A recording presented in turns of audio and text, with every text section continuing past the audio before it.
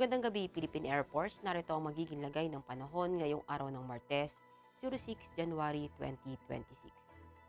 Sa kasalukuyan po, tatlong weather system pa rin po ang nakakaapekto sa ating bansa. Una na dito yung shear line na nakakaapekto po dito sa eastern section ng Southern Luzon at yung northeast monsoon o yung amihan na nakakaapekto naman sa ibang nalalabing bahagi ng Luzon. At yung easterlies o yung mainit na hangin nagmumula sa dagat Pasipiko na nakakaapekto sa ibang nalalabing bahagi ng ating bansa. At para naman po sa magiging lagay ng panahon, asahan nga po natin yung maulap na kalangitan na may mga kalat-kalat na pag-ulan, pagkulog at pagkidlat dito sa may Bicol region, sa Quezon, sa Oriental Mindoro, sa Marinduque, sa Romblon, sa Palawan at sa Eastern Visayas. At asahan din natin yung maulap na kalangitan na may mga mahinang pag-ulan dahil sa Northeast Monsoon o amihan dito sa may Cordillera Administrative Region sa Cagayan Valley at Aurora. Sa Metro Manila naman at pangnalalabing bahagi ng Luzon dahil pa rin sa amihan, asahan pa rin natin yung bahagyang maulap hanggang maulap na kalangitan na may mga pulupulong mahinang pag-ulan.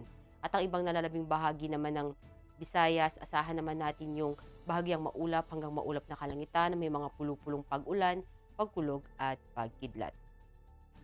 Sa Mindanao naman, asahan naman natin dito sa may Basilan, sa Sulu, sa Tawi-Tawi ang maulap na kalangitan na may mga kalat-kalat na pag-ulan, pagkulog at pagkidlat. At ang ibang nalalabing bahagi naman ng Mindanao, asahan natin yung bahagyang maulap hanggang maulap na kalangitan na may mga pulupulong pag-ulan, pagkulog at pagkidlat. At para naman po sa magiging lagay ng panahon sa mga susunod na araw dito sa may Metro Manila, sa Cavite, sa Lipa at Angeles, asahan natin sa Huwebes hanggang Sabado ang bahagyang maulap hanggang maulap na kalangitan na may mga pulupulong pag-ulan, pagkulog at pagkidlat. Sa Puerto Princesa naman at Calayan Island, asahan natin sa Huwebes ang maulap na kalangitan na may mga kalat-kalat na pag-ulan, pagkulog at pagkidlat. At pagsapit ng Biyernes at Sabado, asahan natin ang bahagyang maulap hanggang maulap na kalangitan na may mga pulupulong pag-ulan, pagkulog at pagkidlat. At dito naman po sa Mactan, sa Zamboanga at Davao, asahan natin sa Huwebes hanggang Sabado ang bahagyang maulap hanggang maulap na kalangitan na may mga pulupulong pag-ulan, pagkulog at pagkidlat. Ang araw ay lumubog ng 1741 at sisikat bukas ng 0623. Para sa ating moon illumination, meron tayong 87% decreasing.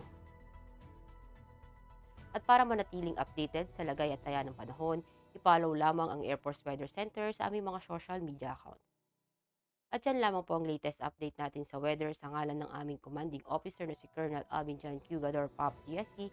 Ako si Staff Sergeant Ashley F. Di Maculangan, Philippine Air Force, weather broadcaster ng Air Force Weather Center. Muli, magandang gabi, Philippine Air Force.